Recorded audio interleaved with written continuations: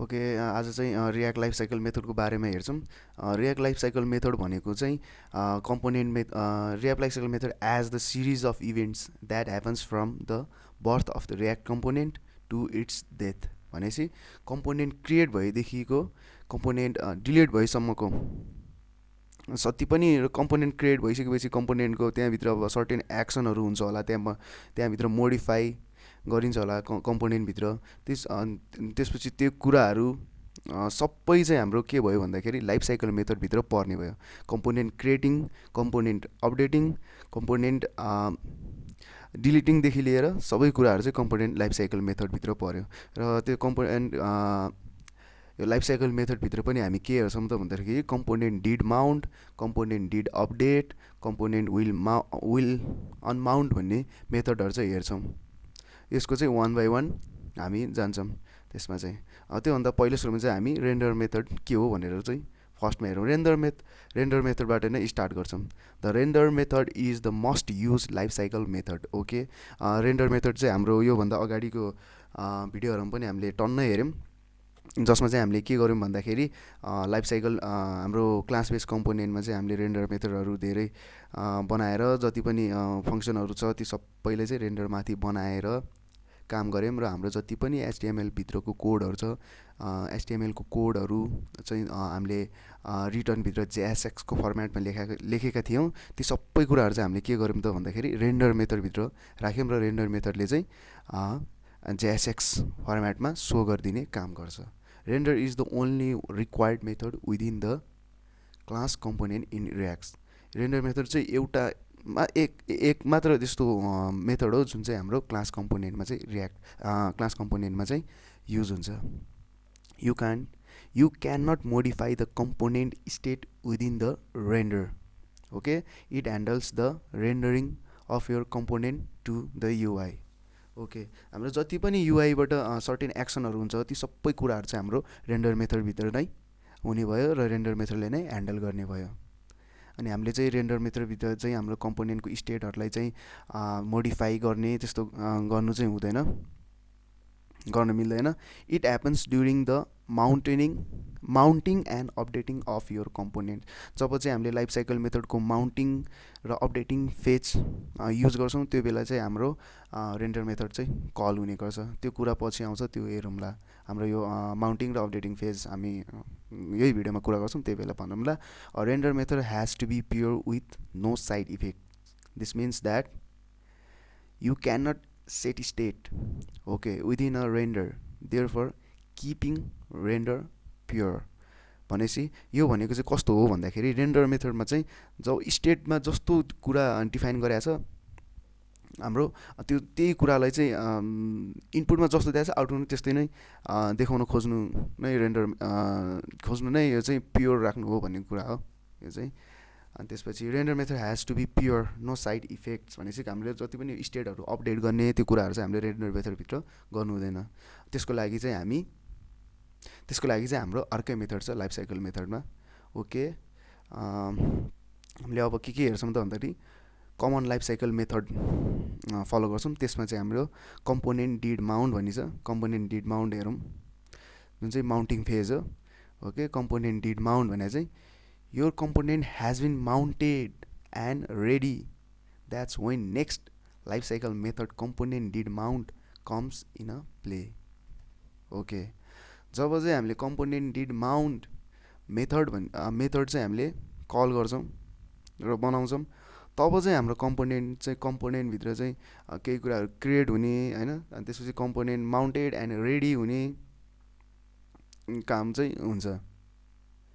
Okay, अनि this is good place to initiate API calls if you need to load data from the remote endpoint backend. यदि तपाईँहरू चाहिँ हाम्रो यो ब्याकइन्डको कुनै इनपोइन्ट भयो, ब्याकइन्डबाट चाहिँ हामीले डाटाहरू फेच गरेर ल्याउँछौँ भने ती सबै कुराहरू चाहिँ हामी कहाँ राख्छौँ भन्दाखेरि कम्पोनेन्ट डिड माउन्ट भन्ने मेथडभित्र राख्छौँ र त्यसभित्र चाहिँ हामीले सर्टेन अपरेसनहरू गर्छौँ। अनि component did Mount allows the use of set state. अघि भने जस्तै अघि हामीले रेन्डर मेथडभित्र चाहिँ हामीलाई सेट स्टेट चाहिँ सेट स्टेटलाई चाहिँ के गर्ने मोडिफाई गर्न होइन त्यसपछि युज गर्न त्यस्तो नगर्न भनेको थियो तर हामीले चाहिँ कम्पोनेन्ट डिड माउन्ट मेथडभित्र चाहिँ allows the use of the set state गर्न मिल्ने भयो स्टेटलाई सेट गर्न मिल्ने भयो okay calling the set state here will update the state and cause another rendering double rendering okay जब हामीले चाहिँ set state method component did माउन्टभित्र डिफाइन गर्छौँ तब चाहिँ हाम्रो डबल रेन्डरिङ हुने काम भयो तर यो चाहिँ के हुन्छ भने but it will happen before the browser updates the UI okay यो चाहिँ हाम्रो ब्राउजर अपडेट हुनुभन्दा अगाडि नै हाम्रो यो लाइफ साइकल मेथडभित्र नै अटोमेटिकली रिरेन्डर हुन्छ दुईचोटि रेन्डर हुने काम भइहाल्यो सेट स्टेट गर्ने बित्तिकै कम्पोनेन्ट डिड माउन्ट कल गर्ने बित्तिकै क्रिएट हुयो हाम्रो माउन्टिङ फेज स्टार्ट हुने भइहाल्यो अनि त्यसपछि क्रिएट हुने भइहाल्यो ओके अनि त्यसपछि सेट स्टेट हामीले चाहिँ त्यहाँभित्र कम्पोनेन्ट डिड माउन्टभित्र चाहिँ हामीले स्टेटहरूलाई सेट गर्न मिल्ने भयो होइन okay the best practice is to ensure that your states are assigned in the constructor okay हाम्रो जति पनि स्टेटहरू छ त्यसलाई चाहिँ हामीले अब क्लास बेस कम्पोनेन्टमा काम गर्नु पर्दाखेरि चाहिँ हाम्रो क्लास बेस कम्पोनेन्टभित्रको कन्स्ट्रक्टरभित्र चाहिँ हामीले स्टेटलाई डिफाइन गर्नुपर्ने हुन्छ र त्यही डिफाइन गरेको स्टेटहरूलाई चाहिँ हामीले component did Mount method use गरेर चाहिँ हामीले सेट स्टेट गर्न त्यो स्टेटलाई चाहिँ सेट गर्न सक्छौँ कन्स्ट्रक्टरभित्र चाहिँ डिफाइन गरेर हुनुपर्छ हामीले योभन्दा अघिल्लो प्र्याक्टिसहरूमा पनि हेरिसकेका थियौँ क्लास बनाउँछौँ क्लासभित्र चाहिँ कन्स्ट्रक्टर बनाउँछौँ कन्स्ट्रक्टरभित्र पनि हामीले सुपर बनाउँछौँ र सुपरभित्र चाहिँ this dot set state equals to curly braces दिएर चाहिँ त्यहाँभित्र हामीले अब स्टेटहरू राख्न सक्छौँ जुन अब बुलियन हुनसक्छ होइन ट्रु अर फल्सको लागि त्यसै गरेर डाटादेखि लिएर अनि लट अफ थिङ्स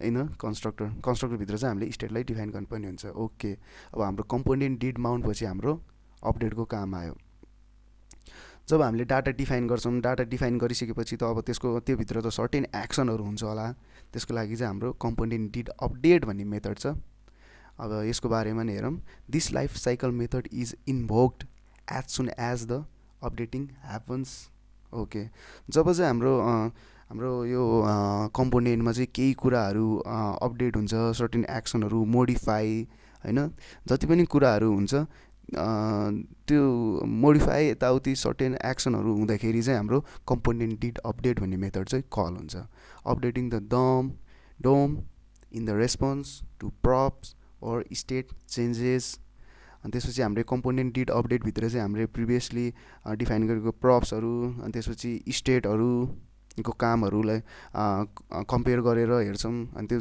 प्रप्सहरूलाई चेन्ज गर्नेदेखि लिएर स्टेटलाई अपडेट गर्नेदेखि लिएर सबै कुराहरू कम्पोनेन्ट डिड अपडेटभित्र नै पर्छन् ओके अनि त्यसपछि you can modify component state within the component did update okay हामीले चाहिँ जति पनि कम्पोनेन्टभित्र स्टेटहरूलाई चाहिँ मोडिफाई गर्ने कामहरू चाहिँ सबै कम्पोनेन्ट डिड अपडेटभित्र नै हुने भयो check for the state or prop changes from previous state okay अनि हाम्रो चाहिँ यहाँ स्टेटहरू चेन्ज भएको छ कि छैन भन्ने चाहिँ हामीले सबै हाम्रो चाहिँ कम्पोनेन्ट डिड अपडेटभित्र चेक गर्न सक्छौँ हाम्रो कुनै पनि कम्पोनेन्टमा डिफाइन गरेको प्रप अथवा स्टेटसँग चाहिँ हामीले हामीले चेन्ज गर्न लागेको स्टेट प्रप्सहरू चाहिँ इक्वल छ कि छैन होइन त्यो सबै कुराहरू चाहिँ कम्पोनेन्ट डिड अपडेटभित्र नै हुने भयो कम्पोनेन्ट डिड माउन्टले चाहिँ के गर्यो भन्दाखेरि कम्पोनेन्ट क्रिएट गर्ने काम गर्यो जुन चाहिँ त्यहाँभित्र चाहिँ हामीले स्टेटलाई पनि सेट गर्न सकिन्छ कम्पोनेन्ट डिड माउन्टभित्र त्यसमा चाहिँ हामीले कन्स्ट्रक्टरभित्र स्टेट डिफाइन गर्नुपर्ने हुन्छ र त्यो स्टेटलाई चाहिँ फेरि अपडेट यताउति होइन सर्टेन एक्सन सबै चेन्ज गर्ने सबै कुराहरू चाहिँ हामीले कम्पोनेन्ट डिड अपडेटभित्र गर्ने भयो अब त्यसै गरी हामीसँग अर्को छ अनबाउन्ड भनेको चाहिँ हाम्रो के हो अरे अघि हामीले माउन्टिङ भनेको हाम्रो इनिसियल फेज भयो होइन सबै स्टार्ट बर्थ भयो त्यसपछि हाम्रो यो चाहिँ अनबाउन्ड भनेको चाहिँ डेथ भयो अनि त्यसपछि अपडेट भनेको चाहिँ बर्थ र डेथको बिचको फेज भयो ओके अनि अनबाउन्डमा चाहिँ हाम्रो त्यस्तो केही त्यो छैन life cycle method is call just before the component is unmounted and destroyed okay यो लाइफ साइकल मेथड चाहिँ कहिले कल हुन्छ भन्दाखेरि जब चाहिँ हाम्रो कम्पोनेन्ट भएको सर्टेन डाटाहरू चाहिँ हामीले डिलिट गरिदिन्छौँ डिस्ट्रोय गरिदिन्छौँ होइन त्यो बेला चाहिँ हाम्रो अनि त्यसपछि जस्ट बिफोर भनेको छ होइन the life cycle method is just before भनेपछि त्यो डिस्ट्रोय हुनुभन्दा अगाडि चाहिँ हाम्रो यो कम्पोनेन्ट विल अनमाउन्ट भन्ने लाइफ साइकल मेथड चाहिँ कल हुन्छ हाम्रो। ओके, यसरी चाहिँ हाम्रो के भयो त भन्दाखेरि हाम्रो माउन्टिङ अपडेट्स अनि इन्ट्रोडक्सनको यहाँ हेर्न जाउँ component common life cycle method चाहिँ यसरी हाम्रो हुने भयो। कम्पोनेन्ट डिड माउन्टभित्र चाहिँ क्रिएट होइन कुनै पनि कम्पोनेन्ट न्यू कम्पोनेन्ट क्रिएट हुने कुराहरू भयो। अनि त्यसपछि कम्पोनेन्ट डिड अपडेटभित्र चाहिँ हाम्रो सर्टेन एक्सनहरू हुने भयो जसमा चाहिँ स्टेट अपडेटदेखि लिएर प्रप्सहरूको सर्टेन मोडिफाईदेखि लिएर सबै कुराहरू चाहिँ डिड अपडेटभित्र हुने भयो। र कम्पोनेन्ट विल अनमाउन्ट भनेको चाहिँ हाम्रो डेस्ट्रोय कम्पोनेन्ट भएको कुराहरूलाई कतिलाई सिलेक्ट गरेर डिलिट गर्ने कामहरू सबै चाहिँ हाम्रो अनमाउन्टभित्र नै हुने भयो। र हामीले चाहिँ यो बुझ्नको लागि चाहिँ हामीले भिएस कोडमा गएर हेर्छौँ पछि यसमा चाहिँ के अपरेसन हुन्छ कस्तो काम हुन्छ भनेर चाहिँ component did mount did update component will unmount भन्ने चाहिँ यो लाइफ साइकल मेथड चाहिँ कसरी युज गरिन्छ भनेर हामीले कोडमा पनि हेर्न सक्छौँ। यो चाहिँ कमन लाइफ साइकल मेथड भयो। हामीसँग अर्को पनि छन् अनकमन लाइफ साइकल मेथड। यो चाहिँ खासै युज हुने चाहिँ होइन तर युज गर्नेले त गरेर हुन्छ। यसमा चाहिँ हामीले हेर्न सक्छौँ should component update state get derive state from props यस्तै छ। अनि त्यसै get snapshot before you update भन्ने छ। यिनीहरू चाहिँ हामीले तपाईँहरूले रियाक्ट जेएसको ओआरजी तपाईँहरूले रियाक्ट जेएस डट ओआरजीमा गएर चाहिँ हेर्न सक्नुहुन्छ। यसको यो खासै त्यस्तो युज त हुँदैन। हामीले चाहिँ बेसिकली धेरै युज हुने भनेको नै कमन लाइफ साइकल मेथड नै हो। ओके, अब हामी अलिक यसको हामीले रेन्डर मेथड नि हेऱ्यौँ, माउन्टिङ नि हेऱ्यौँ, अपडेट नि हेऱ्यौँ, अनमाउन्ट रेन्डर। अब डायग्राममा जाउँ एकचोटि। डायग्राम यो चाहिँ डायग्राम चाहिँ एउटा गुगलबाट रिफरेन्स ल्यायो यो चाहिँ।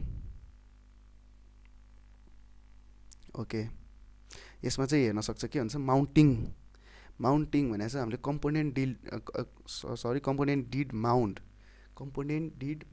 ओके, पहिले सुरुमा चाहिँ हाम्रो कन्स्ट्रक्टरमा डिफाइन गर्नुपर्ने भयो। स्टेटहरू हुन्छ स्टेट भनेको थिएँ मैले अघि होइन। कन्स्ट्रक्टरभित्र चाहिँ हाम्रो कन्स्ट्रक्टरभित्र सुपर हुन्छ, सुपरभित्र चाहिँ this dot state equals to curly ब्र्याक्सभित्र चाहिँ हामीले हाम्रो स्टेट डिफाइन गर्नुपर्ने हुन्छ। त्यसपछि हाम्रो आउँछ हाम्रो कन्स्ट्रक्टर कल हुन्छ फर्स्टमा। त्यसपछि हाम्रो रेन्डर मेथड कल हुन्छ। रेन्डर मेथडभित्र चाहिँ हाम्रो के हुन्छ भन्दाखेरि एचटिएमएल चाहिँ जेएसएक्स फर्मेट हुन्छ। त्यो सबै देखाउने आउटपुट कामहरू चाहिँ सबै रेन्डर मेथडभित्र हुन्छ। अनि त्यसपछि चाहिँ हाम्रो कम्पोनेन्ट डिड माउन्ट भन्ने हुन्छ। यसमा चाहिँ कम्पोनेन्ट क्रिएटदेखि लिएर अनि सेट स्टेट भन्ने यो मेथड चाहिँ कम्पोनेन्ट डिड माउन्टभित्र हुन्छ। भनेपछि पहिलो सुरुमा कन्स्ट्रक्टर कल हुने भयो, त्यसपछि हाम्रो रेन्डर कल हुने भयो, त्यसपछि मात्र चाहिँ हाम्रो कम्पोनेन्ट डिड माउन्ट कल हुने भयो। त्यसै गरेर हाम्रो अपडेटिङ फेजमा हेर्छौँ। अपडेटिङमा चाहिँ कम्पोनेन्ट डिड अपडेट भन्ने मेथड छ हाम्रो। यसमा चाहिँ सर्टेन कुराहरू हामीले चाहिँ अब कन्स्ट्रक्टरमा अलरेडी डिफाइन गरिसकेको छ हाम्रो प्रप्स स्टेटहरू होइन। अब हामीले अपडेटिङमा चाहिँ गर्नु पर्दैन। त्यसमा चाहिँ अब हामीले के हुन्छ भने फर्स्टमा रेन्डर कल हुने भयो। ओके, रेन्डर कल हुने भयो होइन। रेन्डर चाहिँ हाम्रो यो आउटपुटमा आउने कुराहरू जति पनि छ जेएसएक्स फर्मेटमा भएको एचटिएमएलमा भएकोहरू सबै रेन्डर हुने भयो। अनि त्यसपछि चाहिँ हाम्रो यो कल हुन्छ कम्पोनेन्ट डिड अपडेट। यहाँ चाहिँ के हुन्छ modify set state new props होइन, प्रिभियस स्टेटहरूदेखि लिएर सबै कुराहरू चाहिँ हाम्रो कम्पोनेन्ट डिड अपडेटभित्र नै हुने भयो। अनि त्यसपछि अनमाउन्टिङ भनेको चाहिँ हाम्रो के हो त भन्दाखेरि डेस्ट्रोय। ओके, कम्पोनेन्ट चाहिँ डेस्ट्रोय हुने फेज भइहाल्यो। यो चाहिँ लास्ट भन्दा पनि अब यो पनि एउटा पार्ट नै हो भनौँ न। माउन्टिङ अपडेटिङ अनमाउन्टिङ चाहिँ भनेको चाहिँ कम्पोनेन्ट डेस्ट्रोय गर्ने फेज हो। ओके, अब हामीले चाहिँ यसलाई चाहिँ कोडमा हेर्दैछ कि अलिकति राम्रो हुन्छ यसको चाहिँ। ओके, हाम्रो इन्ट्रोडक्सन चाहिँ यति नै गरौँ होइन।